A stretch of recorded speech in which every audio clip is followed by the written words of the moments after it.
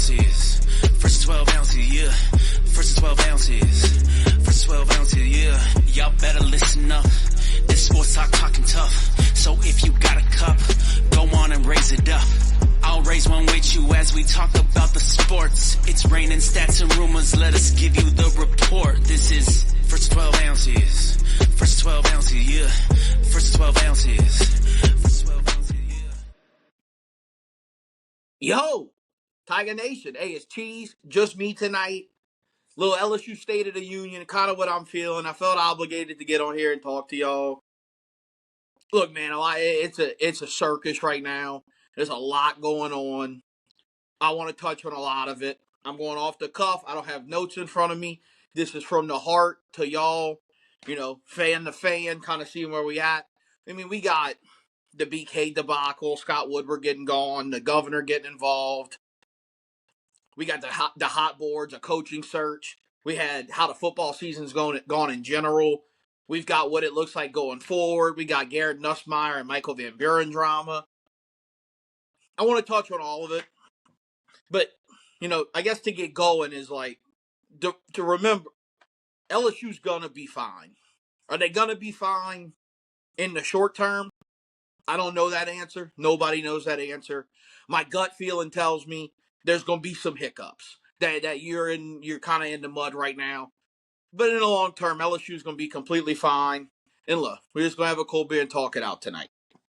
Let's get right into the thick of the big story, which is the Brian Kelly getting fired, debacle, circus, whatever you want to call it. Brief synopsis, I'm sure everybody listening knows what happened, but brief synopsis. LSU loses to A&M, gets embarrassed, kind of gets punked. Brian Kelly gets fired the Sunday after. That's been about 3 weeks ago now. Scott Woodward pulls the trigger on him. Brian Kelly's fired. The next day, Joe Sloan gets fired. We all rejoice. We're free. Hallelujah. Still feel that way. Want to make it very clear, I still agree with the Brian Kelly getting let go. He had to. He can't come back from that type of performance. It's been an utter failure since he had gotten here. That's the tip of the iceberg, though, when it comes to this whole situation. Later that week, Jeff Landry gets involved. Scott Woodward's not making the hire. Politics are involved. They have a meeting at the governor's mansion. They're talking about legalese. Yeah, I don't believe none of that. That's a whole crock of shit. Then Scott Woodward gets let go, which we all knew was going to happen. And reminder, at this time, LSU doesn't have a sitting president. LSU's got to go through Board of Supervisors. It does report to the governor because it's the state of Louisiana, and we all know the politics in the state of Louisiana are convoluted and a shit show. That's neither here nor there. I think what's important to remember is that at this point, you still seem like the biggest problem you got is alignment. You don't have a president. You now don't have an athletic director. All of a sudden, you turn the page on the next week, things start seeming like they're falling into place. LSU hires Wade Roos, which I think is how you say it. I don't know. I'm not a linguist. I think it's Rouse. I don't know, whatever. Y'all know what I'm talking about. That he was at McNeese. He becomes the president of the school, gets announced right around lunchtime. Later that night, reports come out that Verge Osbury is going to be the permanent AD, and this is really where, in my opinion, this thing gets messy. This is really where it gets messy. I know we talk about Jeff Landry involved. That's messy, but ultimately, once you got the president and you go, we have alignment, he's not going to be as involved. You have people in place, Board of Supervisors. In my opinion, it gets real messy when it gets reported by a bunch of people. Wilson Alexander, probably Pete Tham, I don't know, a lot of these guys. Ross Dellinger, a lot of these guys put out statements, Verge Osbury is going to be the next athletic director at LSU. The next day, the president of LSU, not Donald Trump. I know D got mentioned by Jeff Landry. I'm not getting into that. Comes out and gives the statement of, well, he's our acting AD. I don't know the difference in an interim and whatever. And we're off. The debacle begins. You still don't have alignment. And here's the truth of the matter. As we sit today, we still do not have great alignment. We still don't know for a fact who the athletic director is going to be. Myself, you, everybody included, thinks it's Verge Osbury. We've been told it's Verge Osbury. There hasn't been a formal announcement. The president has said, but he said a lot of stuff. Verge has come out and said he's committed. He had that nice little deal about change happens. LSU's going to be fine, which I do ultimately agree with. But we don't know who the AD is going to be right now. So your alignment problem is still not solved. That still has not happened. Now, is Verge Osbury going to be the AD because Jeff Landry and Roos think that he can be the guy, that he's the puppet guy, that we got, that you'll do what we tell you? Or did he make this decision because Wade Roos got all the buzz and all the it's got to be LSU, it's got to be LSU? So you hire Verge, who is an LSU lifer, played at LSU, has worked in the LSU staff for 30-something years. Is that what happened? We don't know that answer. We don't even know if Verge is actually going to be the full-time AD. For what it's worth, I do think he's going to be the full-time AD. But we don't know that right now. When you're hiring a coach, that's a big deal. Whatever. That happens. LSU's on a bye week during this. Frank Wilson gets announced as the interim. So behind the scenes, you get this whole debacle happening. You got to get ready to play Alabama. There's a ton of buy-in. Frank's talking about, Pearl Harbor and the sirens. The mojo kind of gets good, man. Everybody's excited to talk about football. LSU goes lay an egg against Alabama, 20-9. And we talked about it on the main pod about a little bit of the breakdown of the game. You just get into all of this. Who's the quarterback? What's happened? Is this guy actually preparing? Why does the offense still look so bad? Why can't LSU execute? I thought LSU's intensity was a lot better, but all that. Then on Monday it comes out. We got to have a statement. Brian Kelly's team puts out. We got to have a statement that he's getting fired without cause. So the difference in without cause and for cause is for cause means LSU can basically forego the buyout, or they can negotiate it down to a significant number. He wants to go, it's without cause, we can still negotiate as per what the lawsuit states. LSU says, no, we're firing him for cause because, and off we go again. Right back into the circus. The whatever, it's a disaster. Say it how it is. It's you've got baffling morons, it seems like, running the show. From my interpretation, and I think by the LSU bylaws, Scott Woodward technically did not have the authority to fire or hire a head coach. It has to get board supervisor approval. He did not get board supervisor approval. He just pulled the trigger on a guy. I think Scott Woodward was probably going to get let go regardless. I ultimately think it happened when it happened because he made decisions with people's money. Now, were those people going to make the same decisions? Probably. But you can't start slinging around $54 million, $25 million, $30 million of other people's money without them saying go.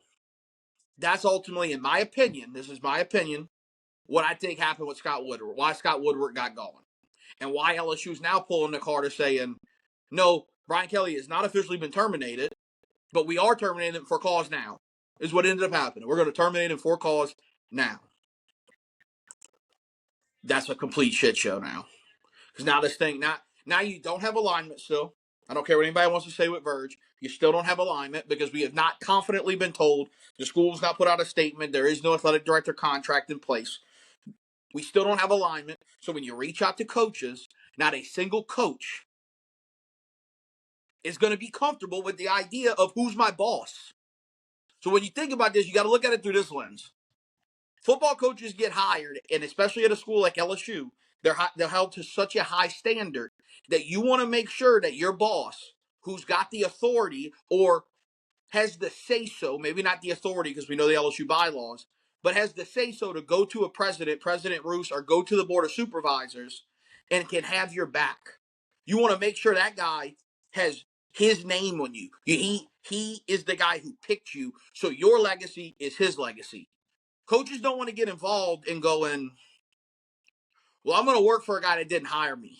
Because as soon as it goes south, the AD's he's not going to put his legacy on the line. He's not going to put his job on the line. He's going to go, I didn't hire this guy. I got to get him out of here. That's why alignment is so important.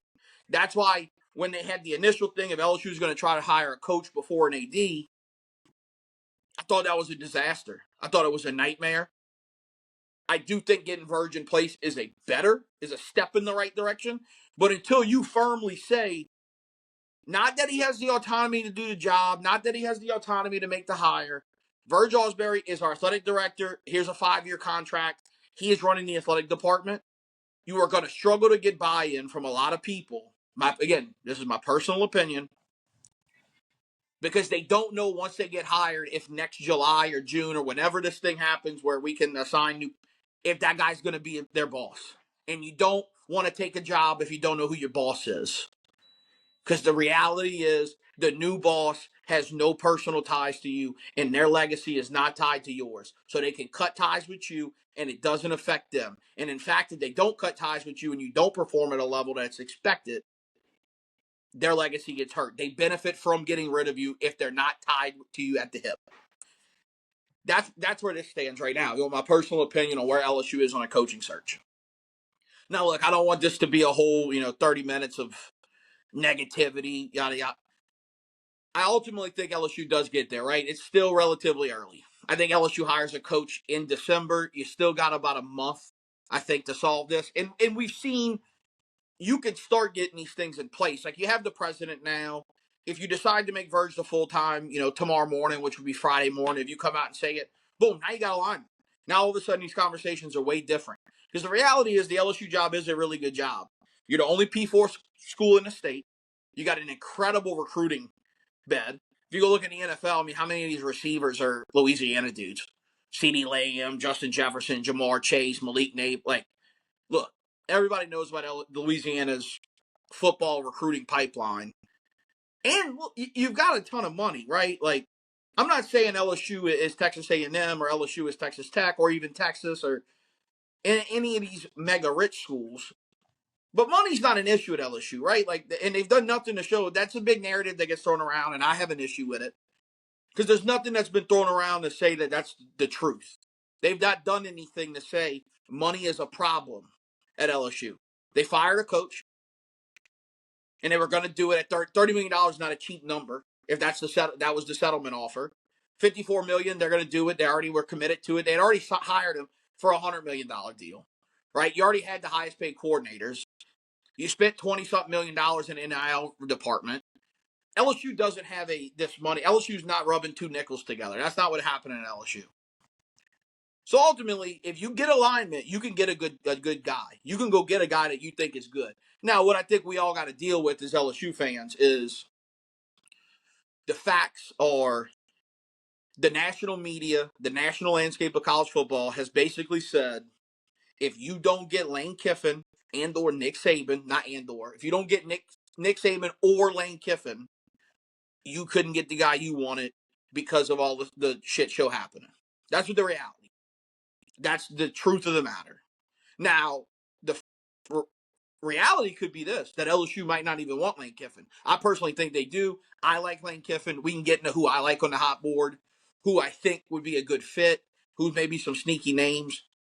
But you kind of pigeonhole yourself into that. And the reality of the matter is you cannot judge whoever they hire at the press conference or what the name says. You got to wait a year or two, see what the results are looking like. Probably 2 years, see what results, recruiting, etc. are looking like.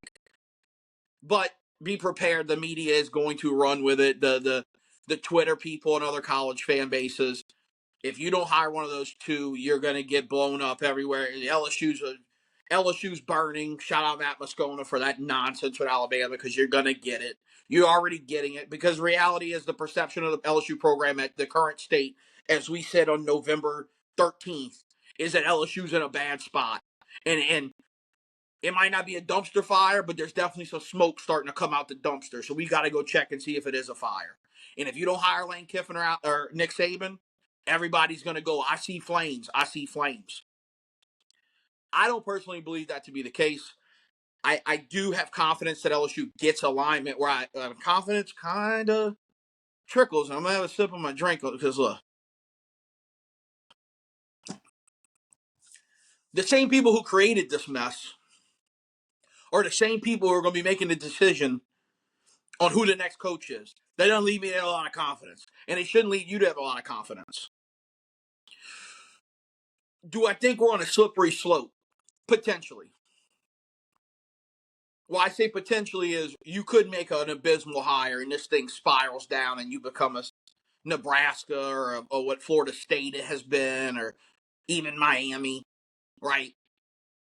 Reality, though, is most guys who want to win football games are going to have some success at LSU. I mean, Brian Kelly did have some level of success at LSU. His first year, he played an SEC title. He won 10 games the first 2 years, 9 games. Like, there's been some success stuff going on.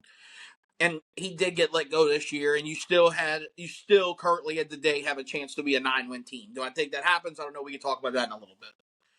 But that's the reality. You're going to play in a bowl game. You never went below 500 with Kelly. So I think guys will have success. So I think ultimately the slippery slope is a maybe. I kind of have faith that the factors in the LSU job itself. But when we start thinking about it, like who's going to get it, who's the abysmal hires, who's the good hires, who's the out of the park hires, who's the sneaky guy nobody's really talking about. I got a couple names. I think first off, let's talk about Lane Kiffin and Nick Saban. What I can say for a fact is that I do know that LSU and Nick Saban have had conversations. I know Virg Jawsbury said it. I do know that there was other conversations. I don't think money got discussed. I do know that they did gauge his interest. I don't know where that stands. I did not, but I do know on pretty good authority that there was conversations to gauge Nick Saban's interest for the job. I can say that confidently. I'm not saying Nick Saban's getting the job. I do not think Nick Saban is the next head coach at LSU. I really do not. Would it stun me if he was? I would be surprised, but not stunned. But I do not think that's happening. I think it's all about does Nick Saban want to coach or not. You got to remember, Nick Saban is making probably $10, $12 million a year on game day. I think Kirk Herbstreit makes $9 million. So you got to think Saban's making a little bit more than him to talk about games, kick his feet up, have cake with Miss Terry, etc. Like, he is going to be 74 years, or he is 74, right? So I don't think Nick Saban happens. I think also when we look at Saban, would Saban work? I think the gut reaction is to say, I don't want to be the guy that says no. I don't want to be the guy that says the greatest college football coach to ever live can't do it anymore. I do think it has a little bit, it's a short-term plan. It's probably 3 or 4 years is what you would get if you were to get him, right? Like, we're just going down this avenue again. It'll make it very clear I do not think this is happening. But his name's getting thrown around, so we're going to talk about it a little bit. I don't think you're going to get Saban, but it's a short-term plan if that were to happen. And you got to make sure you got a good successor to him, because in 3 or 4 years, you're going to be right back in the boat trying to find a coach if you don't have a backup plan or a succession plan in place if you were to bring Saban in. Could Saban straighten up some of the alignment? Absolutely, and that's one of the biggest things for me that is the draw to hope, and maybe he does show up, because I do think he can fix some of the behind-the-scenes nonsense. Ultimately, though, I don't think Nick Saban comes. I don't want to be the guy, if he does come, that says he can't do the job because he is the greatest to ever do it in the sport. But I wouldn't get your hopes up. Like I said, I know they've had conversations to gauge interest. I think you got to remember Saban's got personal relationships within LSU. Another guy would probably be Lane Kiffin. That's the other hot name. I've put it on my Twitter a bunch. Y'all seen it on my Twitter. Lane Kiffin. Good morning, Lane. I think Lane would be a fantastic fit at LSU. I ultimately don't know if that's going to happen, right? Again, this is another one. It could happen. I have no information on it. I do not know. But I do not think Lane Kiffin is the next coach at LSU. I ultimately think he doesn't leave Ole Miss. And here's the reason I don't think he leaves Ole Miss. And this is this is personal opinions. I don't have any inside info on this. Why would he leave Ole Miss when he's got carte blanche there? He could tell him, I need a pay raise. Done. I need to spend this much money on this guy to come play football here. Done. He's basically a god there. He's going to make the playoff this year more than likely, and they might build a statue. I mean, they've been a perennial loser, and all of a sudden he's made him a perennial top 15 team. I mean, he's got enough say in the athletic department where he can go, I don't like Joe Smo and compliance. We got to get him out the building, and they gonna get rid of that guy that day. So there's a lot of things when you look at the Saban thing and go, well, or not when you look at this Kiffin thing, why would a guy like that want to leave that situation where he's going to make a ton of money? He's a playoff team in the Southeastern Conference already. His family's comfortable there. I ultimately don't think he comes. I do think it would be a really good fit at LSU. The only concern I would have is I don't know what kind of recruiter Kiffin is. Look, I think his personality would lead you to believe he's a great recruiter, but I don't know if he's a great recruiter. I don't know if he thoroughly enjoys the recruiting aspect. I do know he's a great offensive mind, and you'd run the football, which we haven't seen, which I think everybody's kind of thirsty for that. But I don't know what kind of recruiting he would do. I don't know what he would do. I think he's a program builder. I don't know if he's a program elevator. And what I mean by that is Ole Miss was a perennial loser that he had to build into a winner. And he's done that pretty successfully.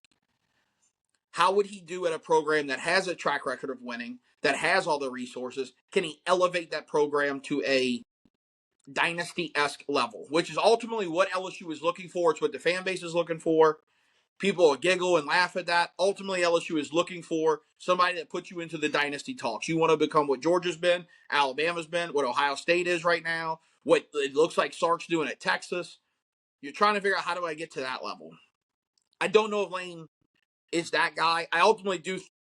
But again, I would love if you hired Lane. I do think there's the upside. But if we're talking about question marks, that would be a question mark. But ultimately, that's who I think. Here's the guys that I think you shouldn't go after. John Gruden is going to get talked about a lot. No, absolutely not. John Gruden doesn't like the NIL scheme, right? You can go listen to, I think it was Bussin' with the Boys. He had an interview where he talked about that. I don't like Gruden. I think Gruden's an awesome guy. I think Gruden might end up at a place like Arkansas. You never know, you know. I don't know. That's the rumblings on the street. You don't want James Franklin. James Franklin is the tan version of Brian Kelly, right? Like, you don't want that. Some other guys, I have some, names get thrown around. Brent Key. I have no desire to have Brent Key. None. Zero desire. Brent Key is... There's always this thing where I look at it and go, he doesn't fit the cool factor to me. Like, when I look at him, there's no science behind that. That's just me talking. To me, that's a factor. I want to look at it. Like, I think guys got to look cool. I think he's got to have the swag. He's got to have, like, the young hip. That's kind of what, in my mind, it should be. I'm kind of... But Brent Key's also, they have not been terrific when Haynes King is not playing quarterback for them. I'm out on Brent Key. I don't want Brent Key. That's a name I'm no bueno on. Another name that's hot is Alex Golish. I've got a lot of reservations on Golish. Number one is that he's at South Florida. And when I say he's at South Florida, that's not because it's a small school. That's because multiple people have had success at South Florida, because South Florida is similar in the they're in a recruiting hotbed where you can kind of fall into a lot of talented players that may have gotten overlooked. We've seen a lot of guys. Charlie Strong had a lot of success there. We've seen other guys have success there that maybe didn't have a ton of success elsewhere. I feel the exact same way about Ryan Silverfield. We've seen guys have success at Memphis and then not have success when they leave. And when I say guys, I mean Mike Norvell. We're talking about Mike Norvell. But Memphis is also kind of real close to some of these recruiting hotbeds where you can kind of get some of the kickback players and you can build talented rosters. And you can beat a lot of bad teams because you got more talent than they do, because you're not recruiting, you're not recruiting at Western Michigan. You're recruiting the South. You're right there butted up to Arkansas, Louisiana, and Mississippi when you're in Memphis. So I'm kind of out on Ryan Silverfield. And then, there's the other names that kind of get trendy. Jeff Brom, Eli Drinkwitz, Kenny Dillingham, John Sumrall. John Sumrall is going to be the Auburn head coach. He grew up right there. That ain't going to happen. I don't know. I know Blake Ruffino talked about the politics. I actually agree with him on that. I don't know enough about that to speak on that. On the football term, I think he fits Auburn. I think he's going to go to Auburn. He's from Auburn. Like, he's got that. That makes too much sense. Drinkwitz, I like Drinkwitz a lot. I know Drinkwitz had the statement where the 12-team playoff's not the ultimate goal, or we got to look at it differently. I think he's in a position where Missouri making the playoff often is going to be difficult. Again, they are a only P4 school in their state. It's not a recruiting super hotbed. They only get a couple 5-stars like every decade. He's done a terrific job. They've played really good defense there. Obviously, there's a connection with Blake Baker, where if you wanted Blake Baker to stay, you better hope Eli Drinkwitz gets the job. I personally think Eli Drinkwitz would do a fantastic job at LSU, but there is the look factor of, like, does he look like he could coach at LSU? And when I mean look, I'm being vain. I'm talking actually physical appearance, not like does he? I don't know. I don't really buy into the whole fit thing. I think the fit thing is, do you have to win versus do you want to win? But I don't know. I think Drake would do a terrific job. Jeff Brom, look, he's a hard-nosed dude. It's 100% football. LSU obviously has a lot of political stuff involved with it when you get the governor involved and all this nonsense. I don't know how good of a job he would do with that. The the thing that draws people to Brom is he beats top 10 teams and he's all football. He's football guy through and through. He has lost to teams he shouldn't lose to, but he is at Louisville. And he doesn't really have a pizzazz factor, which LSU feels like it needs a pizzazz factor. I think I heard on Big Cat and them talking about you got to have a weirdo. I kind of agree with this weirdo take. Or you just got to have somebody with pizzazz. Maybe not a weirdo, but you got to have somebody with some pizzazz to him. And the other name is Kenny Dillingham. Kenny Dillingham is a guy that's done great things at Arizona State. He's super young. I don't think he wants to leave Arizona State. It's just my personal opinion. Again, I don't know anything. I don't think he wants to leave Arizona State. I think he's pretty locked in there. I think he would do a great job, but I think you'd have some bumps in the road. I think he'd have to be a guy you'd have to give 5 or 6 years. You'd have to understand that he's got to get his feet wet in a job of this magnitude. He's got to learn the ins and outs of how to deal with these types of expectations where you cannot go 4-8. You cannot go 5-7 at a school like LSU. I mean, that's been proven. They get rid of those guys quickly. He's got to learn that you don't have the benefit to have down years. Your down years better be 8-4, and then the year prior and the year after, you better be 9-3 or 10-2.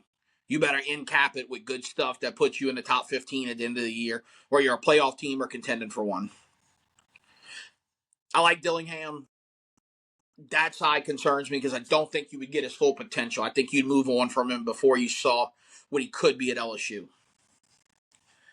I think some sneaky names. Eric Morris, the North Texas coach. Young cat. Great on offense. I think he's a sneaky guy. Football Minds talk really good about him. I heard Gruden talking about him today. Football Minds talk good about him. He's a sneaky candidate. Ultimately,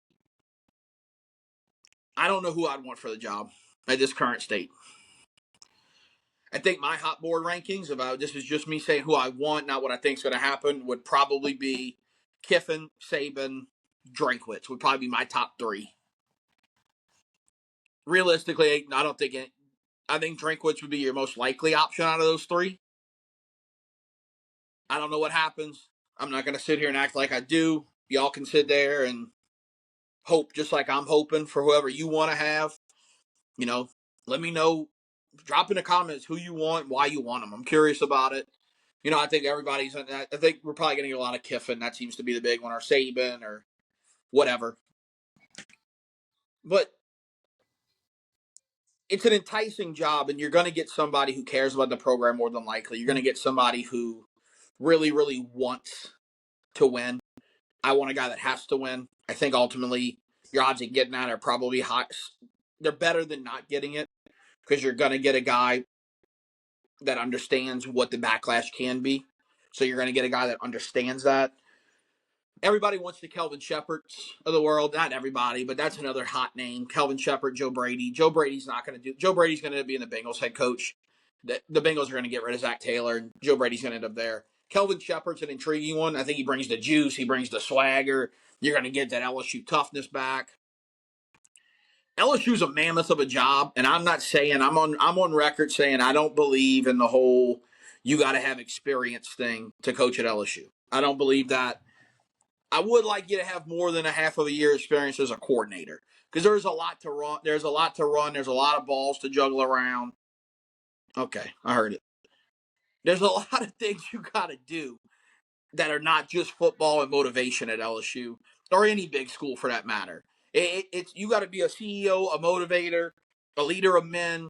Leader of men's a weird topic, I know, but you got to get guys to buy in. You got to bleed purple and gold. But you also got to better go kiss babies and shake hands and hug moms and talk to boosters and get all the money. And look, maybe Kelvin Shepard can do that. I don't know. I just don't know if the people making this hire are going to feel confident that he can do that. And look, I don't know. They don't pay me. They don't pay me to make a hire. I don't even get paid to do this. This is just from the goodness of my heart. This is just passion. This is just I want to talk about LSU football. I want to talk to y'all. I want to get it out here. I don't know what they do. I hope they don't mess this up. It would pain me a lot. I've been in a lot of pain over this. I want the best thing too, right? But ultimately, the expectation of LSU is that you're a playoff contender, and there's questions around that. Why is that the expectation? You haven't made a playoff. You only made one playoff since the iteration of the playoff. You haven't even really sniffed a 12 team. Why would the expectation be that? The expectation is because you have the resources of every top school in the country, and you do have 3 national titles in the last 25 years. You've got 4 appearances. You got SEC titles. You made an SEC title a few years back. You've got 2 Heisman Trophy winners in the last decade. You've got this recruiting hotbed. You've got the NIL buy-in. You've got the market share rev. You've got the women's basketball program doing what they're doing. You've got the baseball program doing what they're doing. The expectation is that LSU football is on the same level as those. That's going to continue to be the expectation, just like it's the expectation at any big school. It's why Penn State made the decision they made. It's why Auburn made the decision they made. It's why Florida made the decision they made.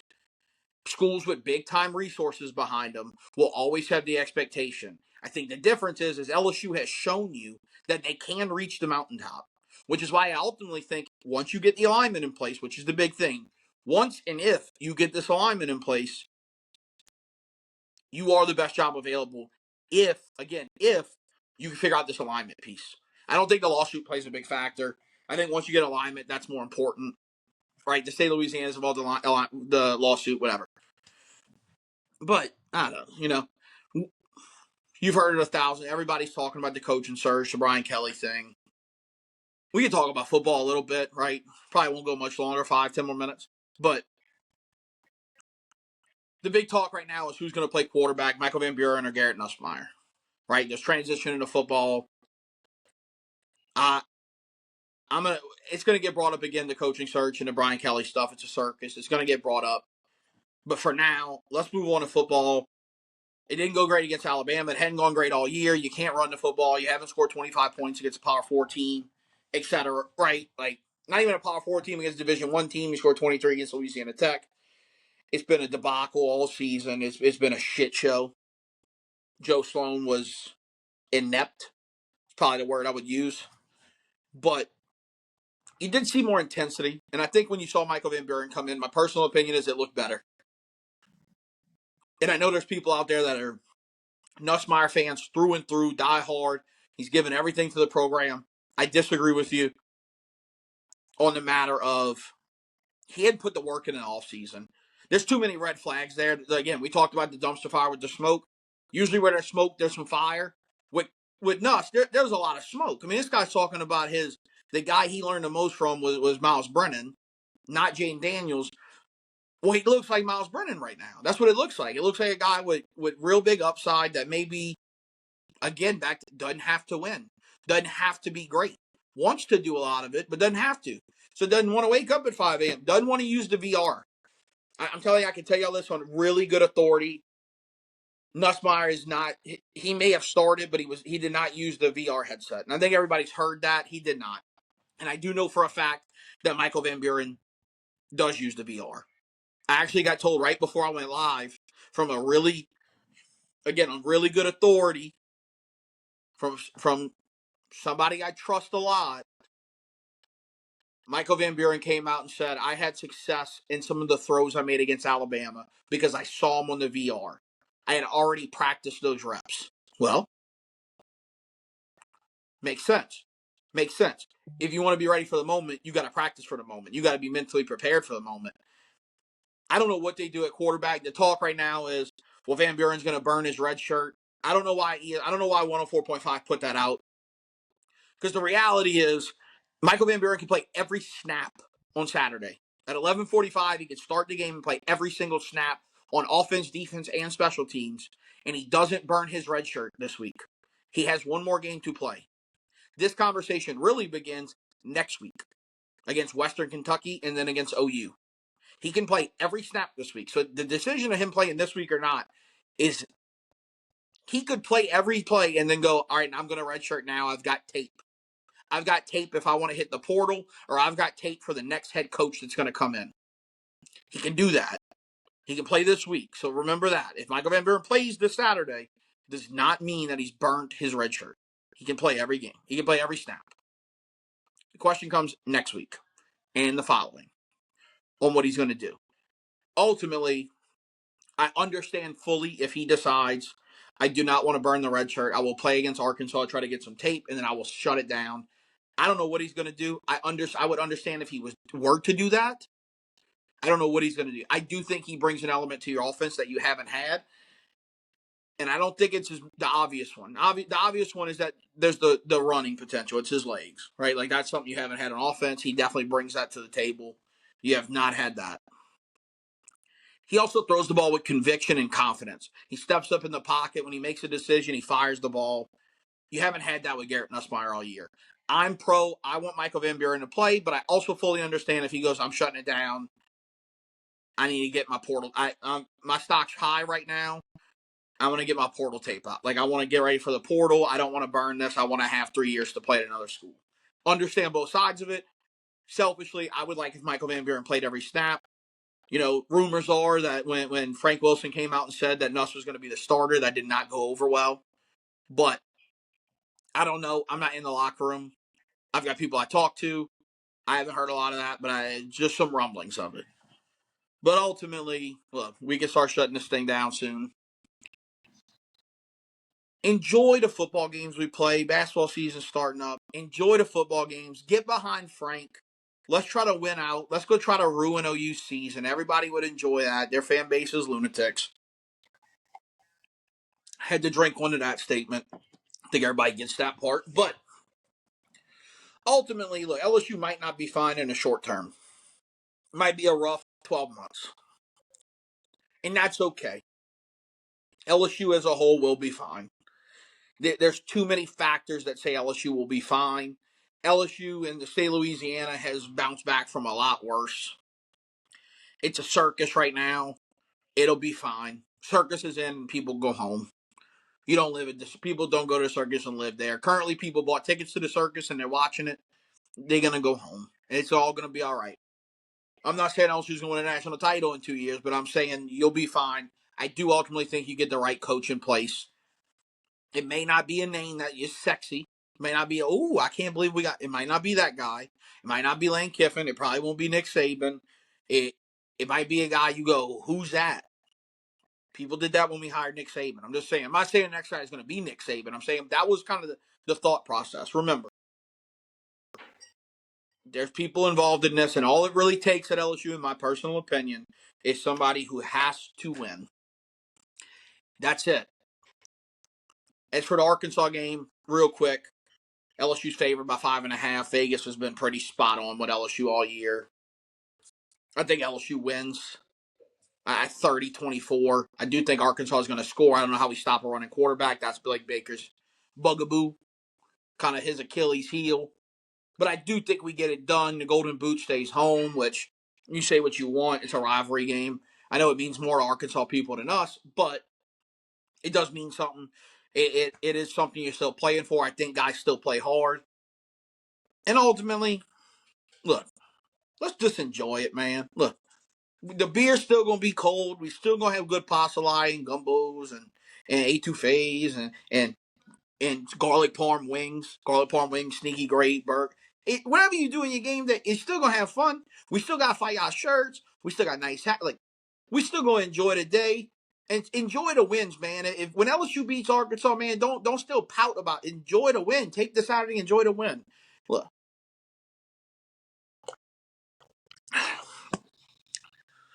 That's all I got, though. Hater said I couldn't make 40 minutes by myself. And I always listen to what haters got to say. If I listen to what haters got to say, I'd take my LSU stuff off and I'd burn it. But I'm ride or die. Y'all are ride or die. Let's stay locked in. Go Tigers forever, dog. Again, this shit means something to me. This shit means something to y'all. We got to have a coach that this shit means something to him. And that's all we really need. So yeah, cheers. Y'all take it easy. Have a good weekend. Drop some comments. Like and follow. Holla at me on Twitter. Go Tigers. I love y'all. We're going to be all right. First 12 ounces. First 12 ounces, yeah. First 12 ounces. First 12 ounces, yeah. Y'all better listen up. This sports talking tough. So if you got a cup, go on and raise it up. I'll raise one with you as we talk about the sports. It's raining stats and rumors. Let us give you the report. This is First 12 ounces. First 12 ounces, yeah. First 12 ounces.